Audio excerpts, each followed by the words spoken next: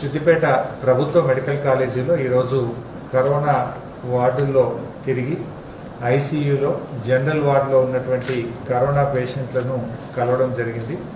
నాతో పాటు మా జిల్లా కలెక్టర్ వెంకట్రామరెడ్డి గారు, మా డైరెక్టర్ గారు తమిళర్సి మేడం గారు, మరి అందరం కలిసి ఈరోజు కరోనా పేషెంట్స్ను దగ్గరికి వెళ్ళి వారికి ధైర్యాన్ని చెప్పి ఆసుపత్రిలో సరైనటువంటి సౌకర్యాలు అందుతున్నాయా, ఏమైనా ఇబ్బందులు ఉన్నాయా అని చెప్పి ఒక్కొక్క పేషెంట్ దగ్గరికి వెళ్ళి మాట్లాడడం జరిగింది. పేషెంట్స్ అందరూ కూడా తమ సంతృప్తిని వ్యక్తం చేశారు. మాకు ఆసుపత్రిలో ఆక్సిజన్ కానీ, రెమిడీసివిర్ కానీ, మందుల కొరత ఎంత మాత్రమూ లేదు. రోజు ఉదయం బ్రేక్ఫాస్ట్, మధ్యాహ్నం లంచ్, రాత్రి భోజనం కూడా సరి అయిన సమయంలో వేడివేడిగా భోజనం కూడా అందిస్తున్నారని చెప్పి పేషెంట్స్ తమ సంతృప్తిని వ్యక్తం చేయడం జరిగింది. ముఖ్యంగా ఈ సిద్దిపేట జిల్లాలో ఈరోజు గౌరవ ముఖ్యమంత్రి గారి ఆదేశాల మేరకు ఇంటింటికి సర్వే కార్యక్రమాన్ని మనం చేపట్టుకోవడం జరిగింది. రాష్ట్రం మొత్తం కూడా ఇంటింటికి సర్వే జరుగుతూ ఉంది.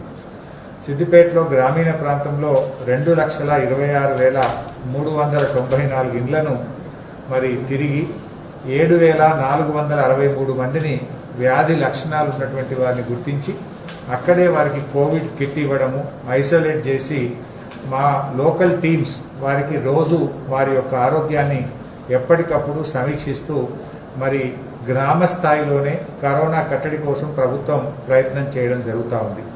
జిల్లాలో 7,463 మంది గ్రామాల్లో మరి పాజిటివ్ లక్షణాలు ఉన్నటువంటి వాళ్లకు ఇప్పటికే ప్రాథమిక దశలోనే వైద్యాన్ని అందించి మరి వారిని కాపాడుకునే ప్రయత్నం చేస్తున్నాం. ఈ ఇంటింటికి కోవిడ్ సర్వేతో మనకు చాలా బెనిఫిట్ జరుగుతూ ఉంది. ఒకటి, పేషెంట్ సీరియస్ కాకపోవడము, పేషెంట్ ఆక్సిజన్ అవసరం పడకుండా పోవడము, పేషెంట్ చనిపోకుండా మనం ప్రాథమిక దశలోనే వైద్యాన్ని అందించే అవకాశం మనకు కలుగుతూ ఉంది. ఇది మంచి ఫలితాలను కూడా ఇచ్చింది. ఇవాళ తెలంగాణ రాష్ట్రంలో స్టార్ట్ చేసినటువంటి ఇంటింటికి కోవిడ్ సర్వే ఇవాళ భారతదేశ ప్రభుత్వం కూడా దీన్ని తీసుకొని దేశం మొత్తం కూడా ఇది చేయాలని చెప్పి ప్రధానమంత్రి గారు పిలుపునిచ్చారు. అంటే ముందు చూపుతో మన ముఖ్యమంత్రి గారు ఈ మన రాష్ట్రంలో స్టార్ట్ చేసినటువంటి ఇంటింటికి కోవిడ్ సర్వే అద్భుతమైన ఫలితాలు అందించింది. రాష్ట్రంలోని అన్ని ఇండ్లను కూడా ఇప్పటివరకు సర్వే చేశారు. దాదాపు రాష్ట్రం మొత్తం కూడా కలిపి ఒక 3 లక్షల మంది ఇలాంటి వ్యాధి లక్షణాలు ఉన్నటువంటి వాళ్ళని గుర్తించడం వల్ల ఈరోజు వారికి ప్రాథమిక దశలో ట్రీట్మెంట్ దొరుకుతూ ఉంది. దీంతో కొంత పాజిటివిటీ రేట్ కూడా రాష్ట్రంలో తగ్గుముఖం తగ్గుతూ ఉంది. సో దీని మీద కూడా మరి ప్రభుత్వం సెకండ్ రౌండ్ కూడా చేయమని చెప్పినాం. వ్యాధి లక్షణాలు ఉన్నటువంటి వాళ్ళని కూడా జాగ్రత్తగా మానిటర్ చేయమని చెప్పి కూడా ప్రభుత్వం చెప్పడం జరిగింది. పట్టణ ప్రాంతాల్లో కూడా సిద్దిపేట జిల్లాలో ఉండే పట్టణ ప్రాంతాల్లో 70,215 మంది మరి హౌస్ హోల్డ్స్ ఉన్నాయి.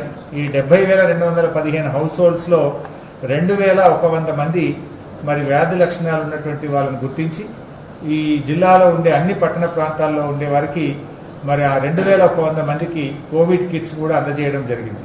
వారిని రోజు డైలీ బేసిస్లో మార్నింగ్ ఈవినింగ్ మా ఆశాలు, మా అంగన్వాడీలు, ఆ పిహెచ్సి డాక్టర్లు వారిని మానిటర్ చేస్తూ ఉన్నారు. వారికి తగిన సూచనలు, సలహాలు కూడా ఇవ్వడం జరుగుతూ ఉంది. జిల్లాలో ఎలాంటి ఇబ్బంది లేకుండా ఈరోజు ఆక్సిజన్కు జిల్లాలో ఇబ్బంది లేదు, రెమిడీసివిర్కు కొరత లేనే లేదు. ఇవాళ రాష్ట్రంలో అన్ని ప్రభుత్వ ఆసుపత్రుల్లో ఉచితంగా రెమిడీసివిర్ ఇంజెక్షన్లు అందించడం జరుగుతూ ఉంది.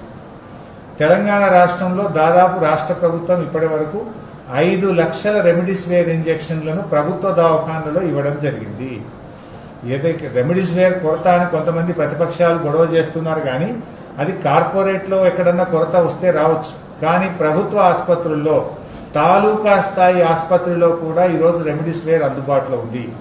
ఏ జిల్లాకు పోయినా, ఏ ప్రభుత్వ ఆసుపత్రికి పోయినా ఈరోజు రెమిడీసివిర్ కొరత లేనే లేదు. మన ముఖ్యమంత్రి గారు ప్రత్యేకంగా కంపెనీలతో మాట్లాడి ఇంజెక్షన్లను తెప్పించి ఉచితంగా అన్ని ప్రభుత్వ దవాఖానలలో రెమిడీసివిర్ ఇంజెక్షన్లను అవసరమైన వారికి డాక్టర్లు అందించడం జరుగుతూ ఉంది. రాష్ట్ర వ్యాప్తంగా కూడా ఈరోజు ఆక్సిజన్ కూడా ఎక్కడ కొరత లేదు. ప్రభుత్వ ఆసుపత్రులలో ఇవాళ ఐసీయూ పడకలు కానీ, వెంటిలేటర్లు కానీ మరి అన్నీ కూడా అందుబాటులో ఉన్నాయి. ప్రజలు వీటిని సద్వినియోగం చేసుకోవాలని చెప్పి కూడా నేను అప్పీల్ చేస్తూ ఉన్నాను. ఈ రాష్ట్రంలో ఏ ప్రభుత్వ ఆసుపత్రిలో ఈ రోజు వరకు ఆక్సిజన్ కొరత లేదు, ఈ రోజు వరకు రెమిడీసివిర్ కొరత లేదు. ఈ రోజు వరకు ఏ రకమైన మందుల కొరత రాకుండా ఇవాళ మన రాష్ట్ర ప్రభుత్వం దీన్ని జాగ్రత్తగా ముందుకు తీసుకొని పోతా ఉంది. వాస్తవంగా చూస్తే దేశంలోని అనేక రాష్ట్రాల్లో ఆక్సిజన్ అందక చాలా చోట్ల కూడా రోగులు చనిపోయినారు. మన మహారాష్ట్రలో చూసాం, కర్ణాటకలో చూసాం, ఆంధ్రప్రదేశ్లో చూసాం, ఢిల్లీలో చూసాం, గోవాలో చూసాం.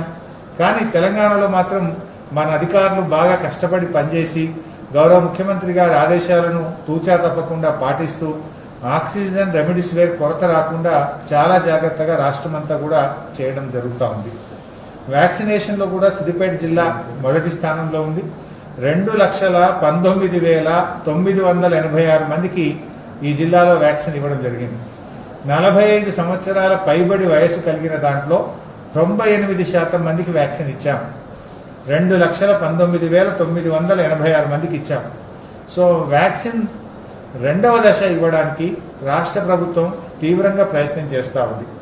కోవిషీల్డ్కి సంబంధించి ఎవరు కూడా ఇప్పుడు ఇవ్వాల్సిన వాళ్ళు లేరు. ఎందుకంటే వాళ్లకు పరిమితి పెంచారు.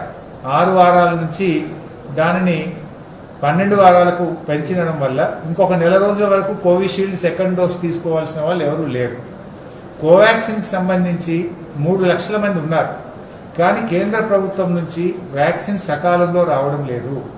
ఇప్పటి వరకు మన రాష్ట్రంలో కేవలం 58,000 కోవాక్సిన్ మాత్రమే ఉన్నాయి. అవసరం 3 లక్షలు ఉంది. కానీ అవసరానికి తగినంత రాకపోవడం వల్ల మనం వ్యాక్సిన్ అందించలేకపోతా ఉన్నాం. ఎప్పటికప్పుడు కేంద్ర ప్రభుత్వంతో మన అధికారులు గౌరవ ముఖ్యమంత్రి గారు మాట్లాడుతున్నారు. వ్యాక్సిన్ కోసం ప్రయత్నం చేస్తున్నాం. వ్యాక్సిన్ అందిన వెంటనే తప్పకుండా 45 సంవత్సరాల పైబడినటువంటి వారికి సెకండ్ వ్యాక్సిన్ కూడా అతి త్వరలో అందించడానికి ప్రభుత్వం చిత్తశుద్ధితో కృషి చేస్తుందనేటువంటి విషయాన్ని తెలియజేస్తున్నాం. మన జిల్లాలో కూడా మిగిలిన వాళ్ళందరికీ కూడా మేము అందించడం జరుగుతుంది. ముఖ్యంగా మన ఈ టెస్ట్లకు సంబంధించి కూడా ఈరోజు మన జిల్లాలో ఇప్పటి వరకు కరోనా టెస్టులు సిద్దిపేట జిల్లాలో 5,15,378 మందికి కరోనా పరీక్షలు చేయడం జరిగింది. 5,15,378 మందికి. ఇందులో ఆర్టీపీసీఆర్ పరీక్షలు 28,451, ర్యాపిడ్ టెస్టులు 4,86,927 ర్యాపిడ్ టెస్టులు కూడా చేశాం. ఇందులో 31,000 మంది పాజిటివ్గా నిర్ధారించబడ్డారు. అంటే 5,15,378 పరీక్షలు చేస్తే 31,073 మంది పాజిటివ్గా గుర్తించబడ్డారు. సో పరీక్షలు కూడా అన్ని పిహెచ్సిల్లో కూడా చేయడం జరుగుతూ ఉంది. పరీక్షలు అవసరం లేకుండా కూడా వ్యాధి లక్షణాలు వచ్చిన వారికి ఇంటింటికి కోవిడ్ సర్వేలో భాగంగా వారికి గ్రామంలోనే కిట్లు అందించి ప్రాథమిక దశలోనే వారికి వ్యాధికి అవసరమైనటువంటి మందులు ఉచితంగా ప్రభుత్వం అందించి వారిని కాపాడుకునేటువంటి ప్రయత్నం చేయడం జరుగుతూ ఉంది. ఇది కాకుండా మన సిద్దిపేట మెడికల్ కాలేజీలో ఇప్పటి వరకు దాదాపు 705 మంది కరోనా చికిత్స పొంది వాళ్ళు మంచిగా ఇంటికి పోయినారు.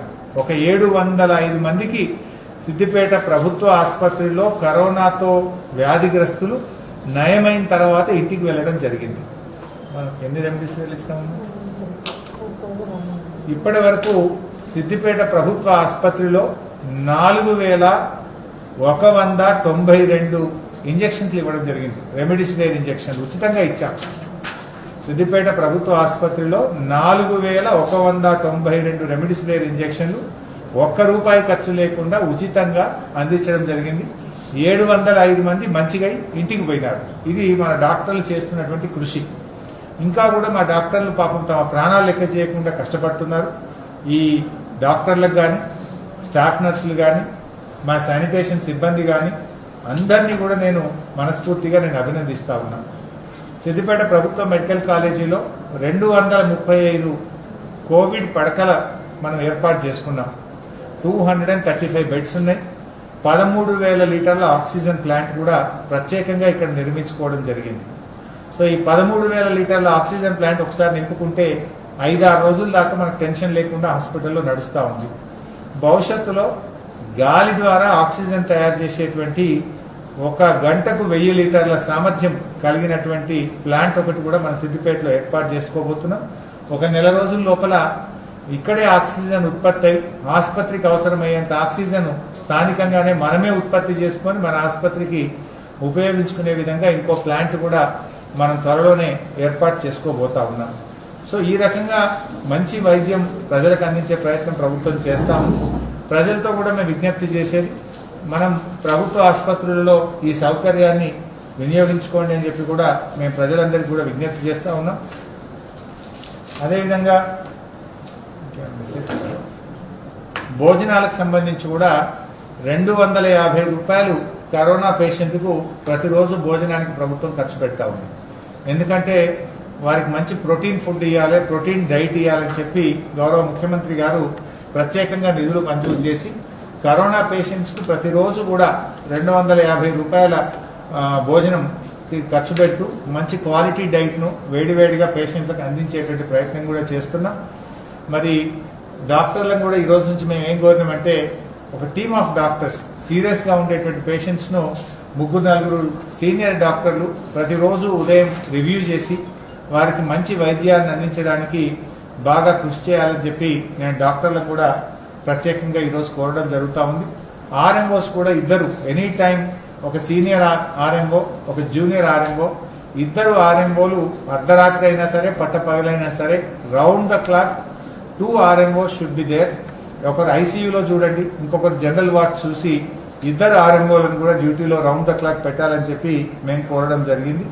మరి అదేవిధంగా హాస్పిటల్లో ఒక 4 కౌన్సిలర్స్ ఉన్నారు.